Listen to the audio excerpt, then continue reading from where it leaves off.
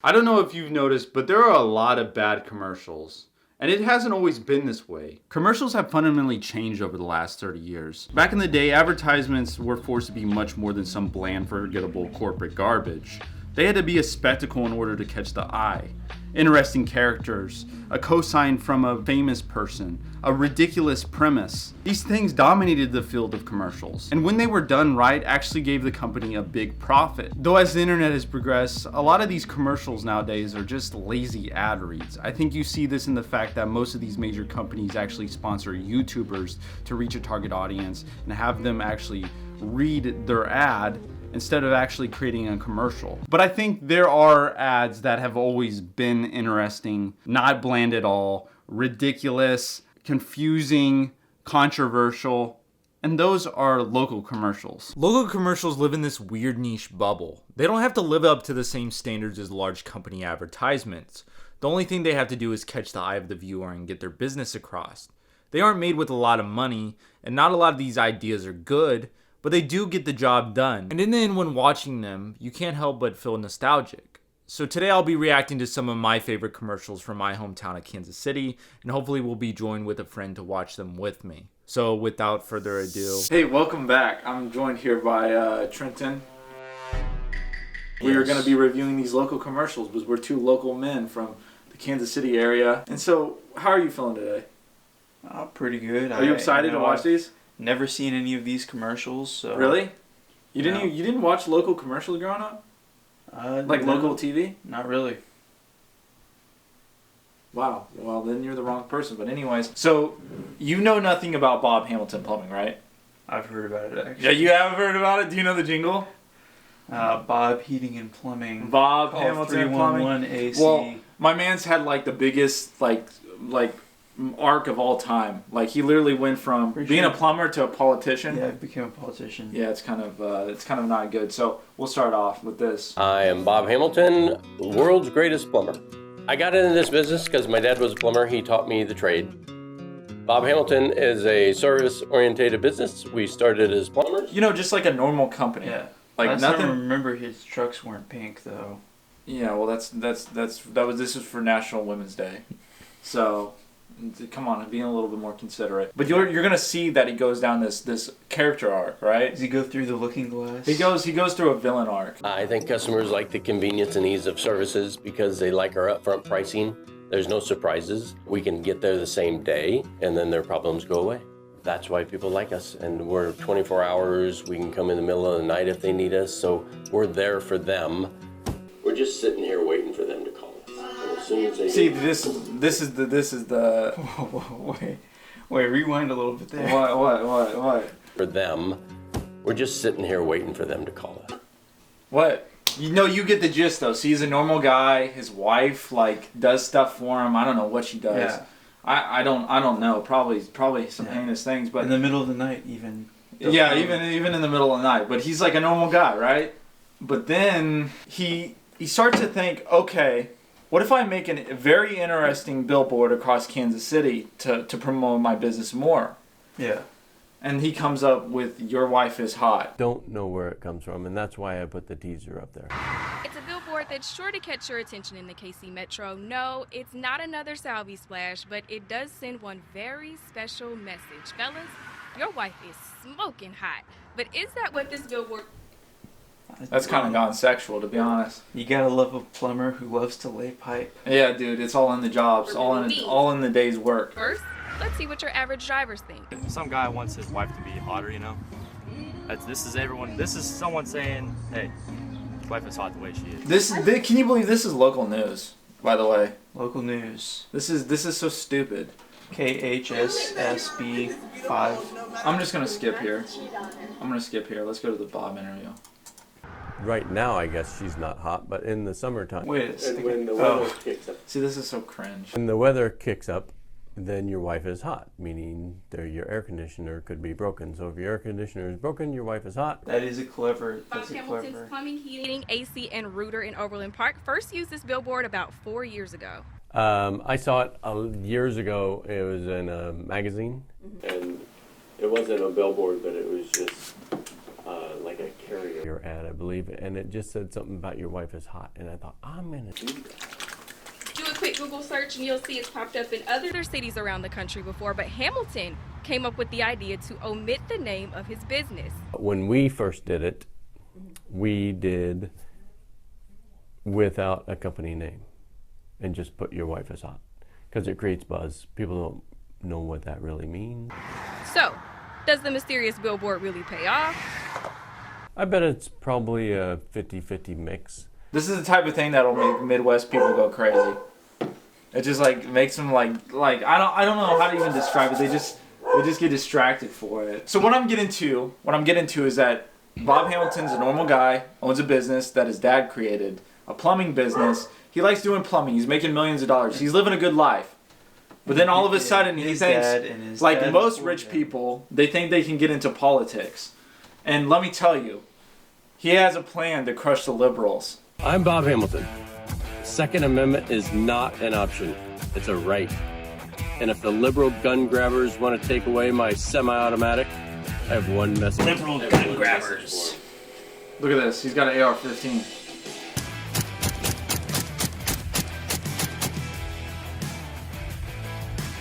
Come and take it.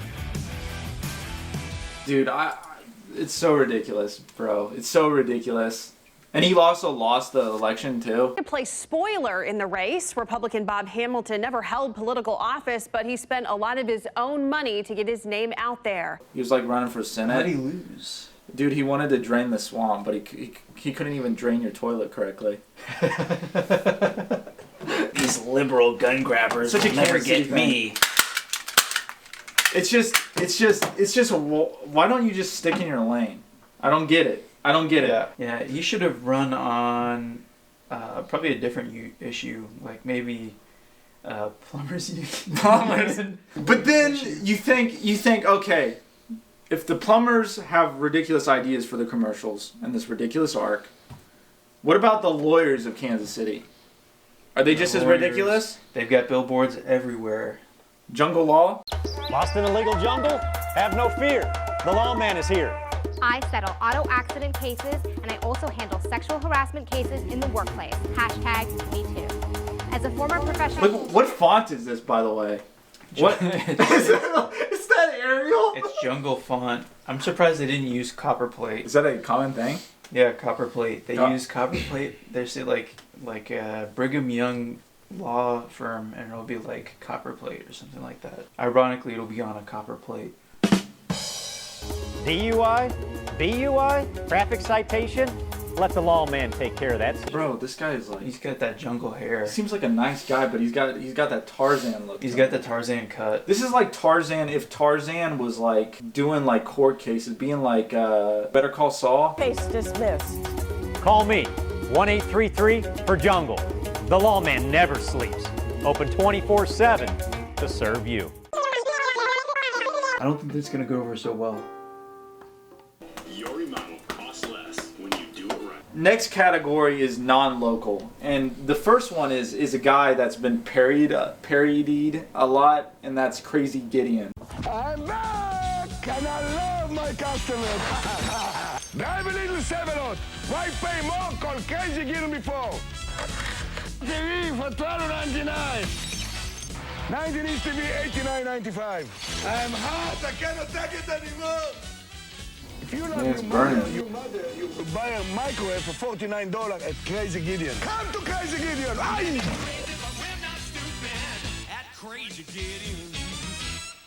You know, this guy died, actually. He died. Yeah, he actually was watching TV in his bathtub, and it dropped in there, and he got electrocuted. There's no more Crazy Gideon. I'll forever miss... You know, even though this is the first time I've seen this, I'll forever miss him going... When he said TV's only $12.99. Crazy men die young. Crazy men die young. They die young. They're taken by this world way too quickly. The devil takes his slimy hands and grabs him to the underworld. It happens. It happens. I mean, look at him. He's eating wire right now. You think this is a man that could be stopped? Do you think death could cheat this man? Man. I don't think so. 2 hours later. Ralph Williams, the owner of Bayshore Chrysler Plymouth, 345 El Camino Real in the city of San Bruno. You notice the big bald-headed son of a bitch? The man that came to San Francisco to offer them more for the dollar they spend. The man that came to San Francisco to each and every citizen. Oh no! You don't believe it? Listen to me. I don't lie. Take a fucking car like this. A 1966 Ford, a country squire 9. Is that a dog? So remember this. If you'd like to get fucked and hooked real hard, before you buy a car, come down. Wait. Is he... I can't tell if this is a... No, this guy... Is this Ralph Williams himself? No. If you'd like to get fucked, is he? No, this is not. Is he against Ralph Williams? I don't know. No. Ralph Williams is out here taking everyone's money and like buying prostitutes. Taking every dime in the San Francisco. Buying Bay prostitutes. Area. He's on cocaine most of the time. I mean, it's wonky. It's a wonky world. He probably snorts. But cocaine off the one hood of that car. thing he did say that was true though is like they did make cars back then for like lovemaking. Like those cars were perfect for lovemaking. What are you gonna conceive a child in a Prius, a Generation 1 Prius, a Generation 4 Prius, huh? Well, Gen 1 might have a little bit more space. What? In the back. What you gonna feel better when you got your car's economically friendly? I was conceived at an Arby's parking lot, and you know. Did you get shaken up by the car? I mean, it is the way that I am now. I mean, it's really has affected my personality from conception. 5 years payments of $100 a month. You can't get even. 5 years, $100 a month. Hold up, what does that calculate to? $100 a month for 5 years? How expensive were vehicles? 5 times 12 times 100. $6,000 a car, and you're not buying that whole thing in cash? Dude, that's expensive. You don't have $30,000 in the bank right now. So, you know, how do you feel about Canadian commercials? That one was crazy. That one was all about making love to women, raping people in San Francisco, which is really inappropriate. This commercial is about preventing that, because this commercial is about a rape whistle. Man, you get something on your chest right there. Is Bob Hamilton coming after us? Bob Hamilton's Secret Service? Bob Hamilton's after us? Dude, I think Bob Hamilton's after you. If your wife is hot, Honey, I'm so hot. you better call Bob. Honey, call Bob. If your AC is shot, I'm so...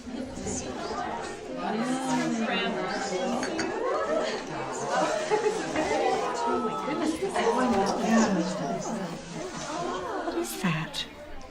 It's a whistle. They didn't have to make it so dramatic, silent, and dramatic. Yeah. Could you imagine getting a whistle for your birthday? No, or you're having a kid at a baby shower. Hey, here's a little present. Here's a whistle. I think they should call Bob Hamilton. On this channel, we don't promote sexual abuse. Just as a warning, please, if you have those thoughts, please kindly do not do that stuff and engage in that behavior, because we don't support that kind of behavior. Hey, you want to wrestle during this? No. Yo. Fairbanks, Alaska? It's in Fairbanks, Alaska. Bro. Flower Buffet. Yes, it really is. Isn't that the same company? At the corner.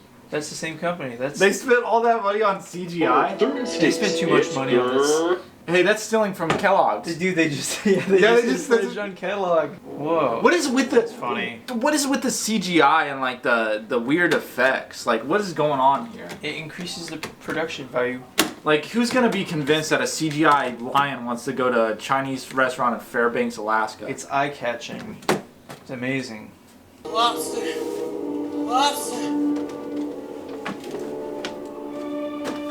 Someone say lobster? At the China One Buffet on Friday to Saturday nights and all day Sundays, you can get all you can eat crab and lobster right at the China One Buffet. Are they in the middle of Fairbanks, Alaska? Is that Pitbull? It's Pitbull. Wow. I can't do this anymore. It was at this moment I realized I couldn't watch anymore. The buffet commercials were worse than the food that is given at these places. But that being said, it's sad to see television commercials fall to the wayside. Most local commercials here in KC have been recycled for years now.